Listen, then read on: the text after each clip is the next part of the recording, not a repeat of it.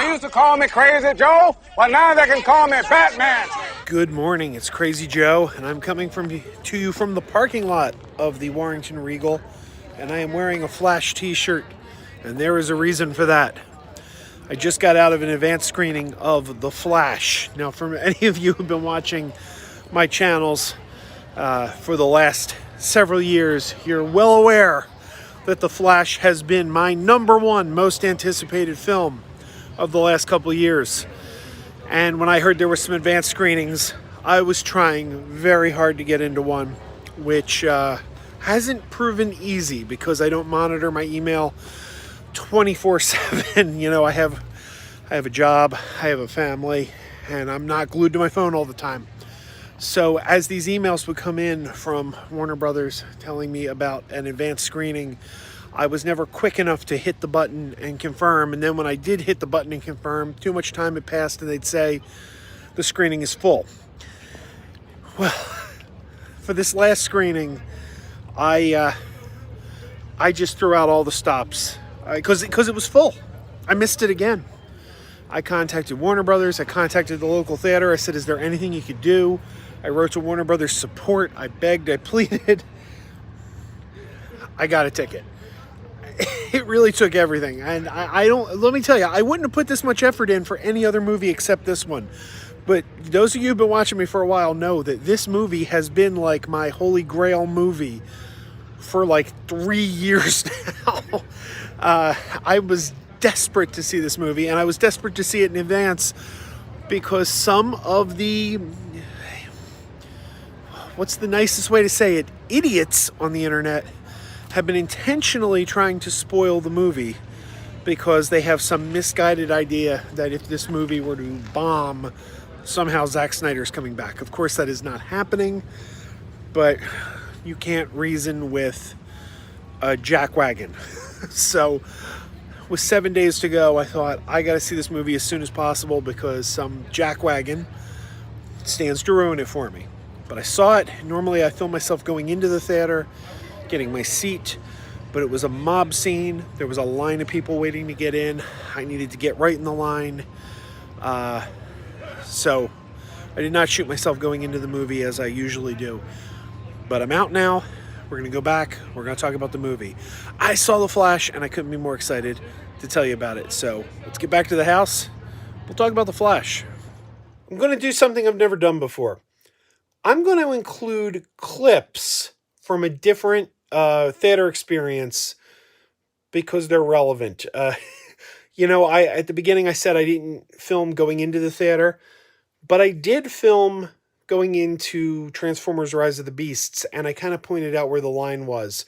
So here's a clip from my Transformers Rise of the Beasts video to kind of give you an idea of the Flash line before we do the review.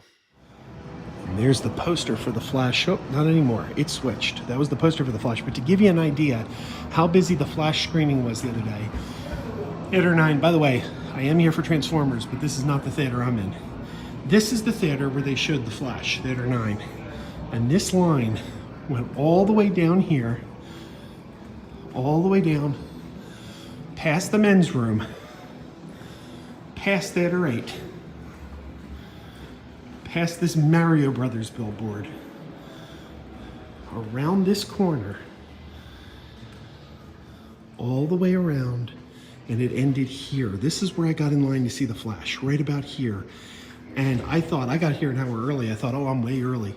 And no, I had to go all the way up there, wrap around, down past the men's room, but I did get in.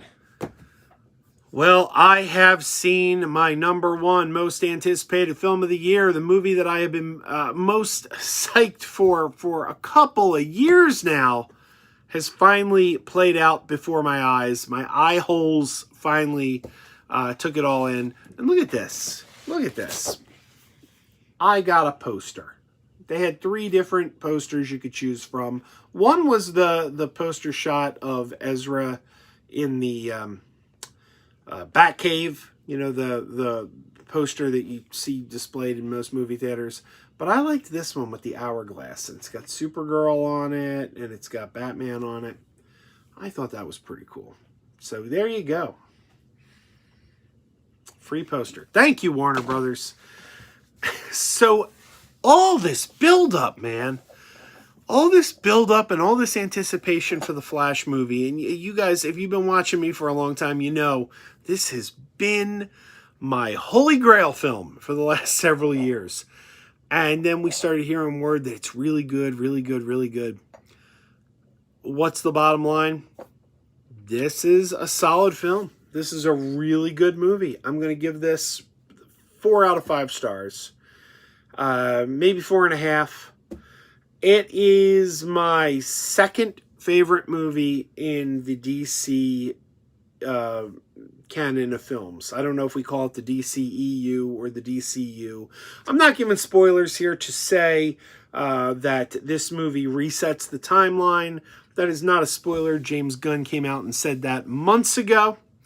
So this is kind of the last film in the DCEU and the first film in the DCU. It kind of serves as both because it resets that timeline. So we start off solidly in the universe that began in Man of Steel, and we end this film in a new universe that is going to lead to the future. We're going to soon see the new Superman, Superman Legacy, the new James Gunn movie, will be set in the universe that this film sets up. And it's a smart movie. It's a smart movie. It's it's no spoilers to say it's a multiverse movie. That's been well established. It brings back Michael Keaton as Batman. And it brings in a Supergirl. We get Supergirl played by Sasha Calle, who I've never seen in anything before. I think this is her first movie, and she is great. We know there's going to be a Supergirl movie coming in James Gunn's new universe called Supergirl, The Woman of Tomorrow. I really, really, really hope Sasha Calle gets to reprise the role. I don't think it's a spoiler to tell you, because it's an alternate Earth, that she is an alternate version of Supergirl. So whichever Supergirl we see in the upcoming universe won't be the same Supergirl, but that doesn't mean the same actress can't play the part, as we've seen previously in the multiverse.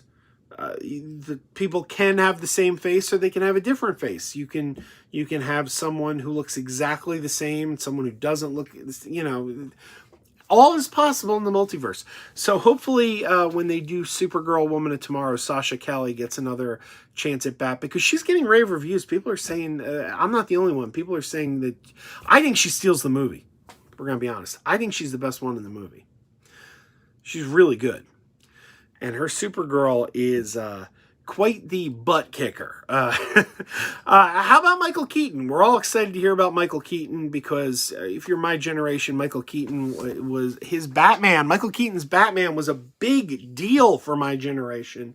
And my God, it's special seeing him back in that role. It is really, it just tugs at your heartstrings, the nostalgia. But it's not just nostalgia. That's the best part. It's not just nostalgia. This is a well-told story.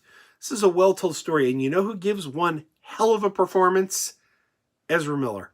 Ezra Miller is fantastic in this movie. Is not one, but 2 Barry Allens. He plays 2 completely different versions of Barry Allen, and nails it. Just nails it. There is going to be a lot of talk about Ezra's problems. Ezra Miller's Hawaiian crime spree from last summer. Ezra Miller is a troubled individual.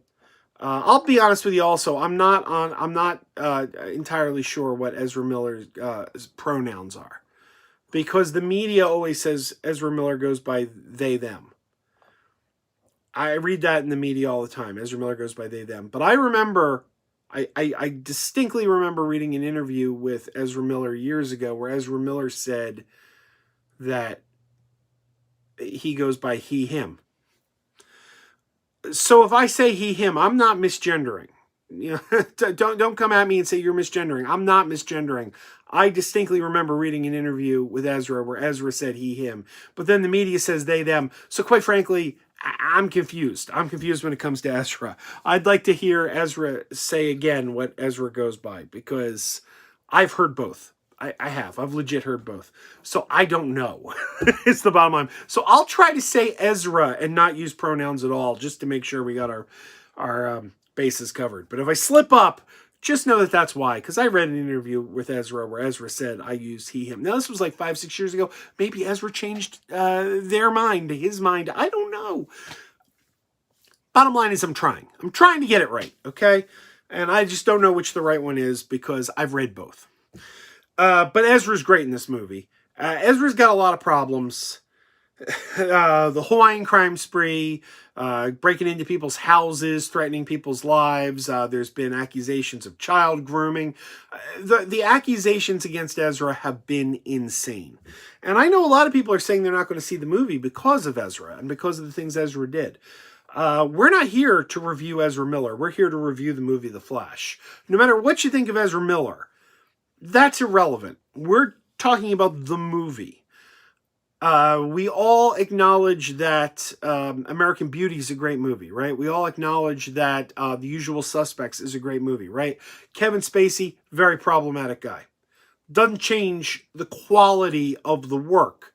And that work was done prior to the fact that we knew that Kevin Spacey was kind of a creep. And ever since we found this out about Kevin Spacey, he hasn't got a lot of mainstream work. And I don't think we're going to see Ezra Miller get a lot of work post-Flash. I don't think Ezra Miller will play the Flash again. I think if we have a Flash 2, and I hope we do have a Flash 2 because this is really good, I don't think Ezra's going to be in the role anymore. I think they're going to easily recast this role because Ezra's a problematic actor.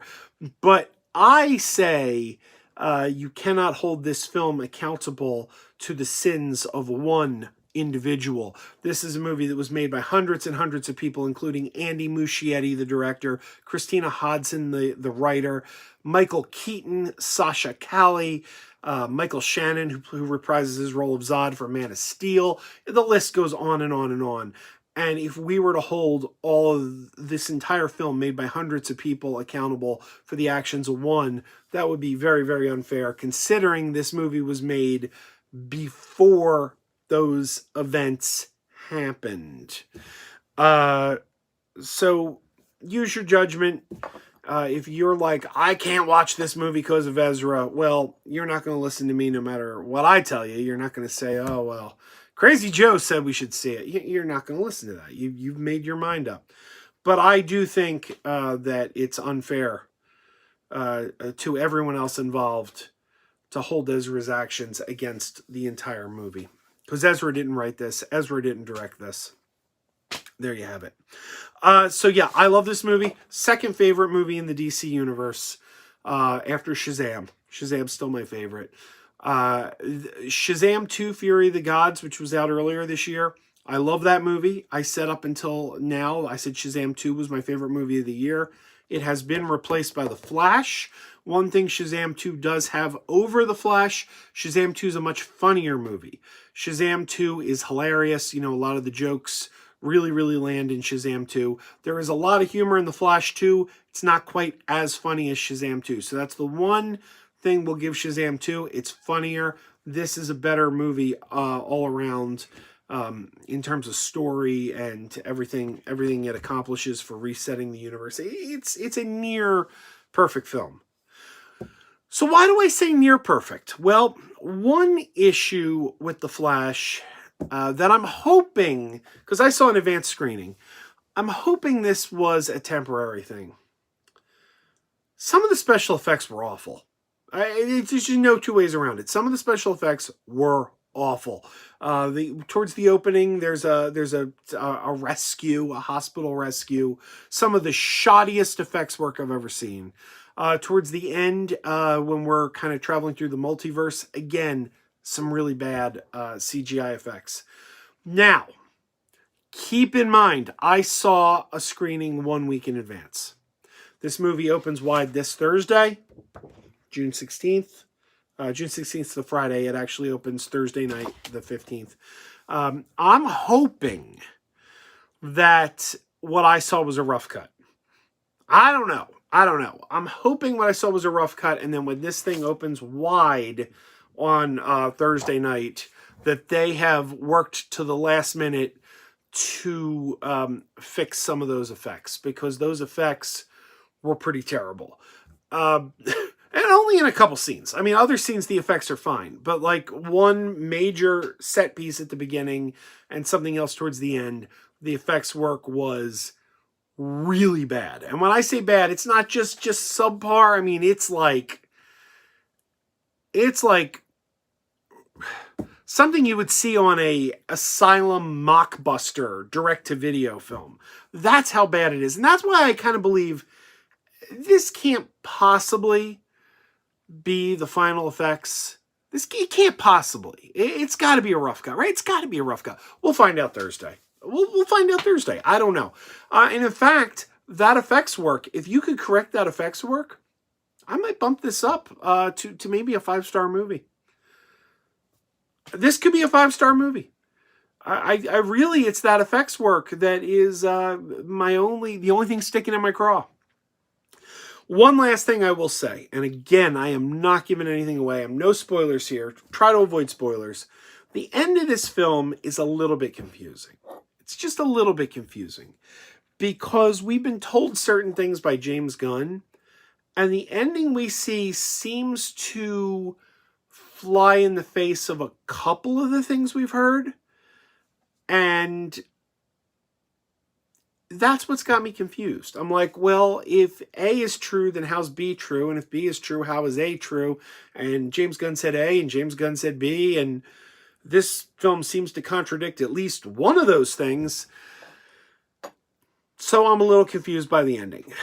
I'm looking forward to hearing James Gunn talk about this movie as time goes on, and his vision of the DCU becomes more clear, to learn where we're going with this. Maybe I'll do a spoiler review in several days. This is a non-spoiler review. Maybe I'll do a spoiler review, and we'll get into some of that stuff to try to work through that.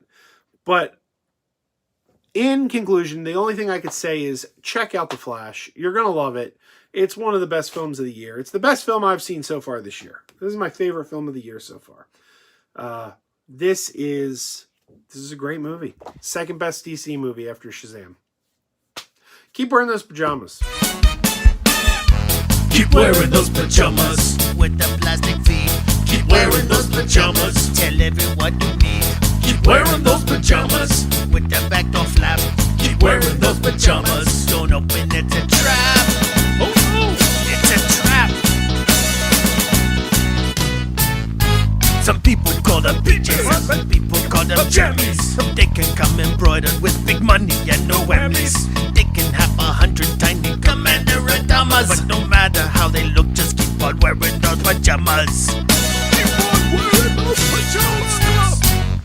Keep wearing those pajamas. And now we're having fun. Keep wearing those pajamas. And now the song is done.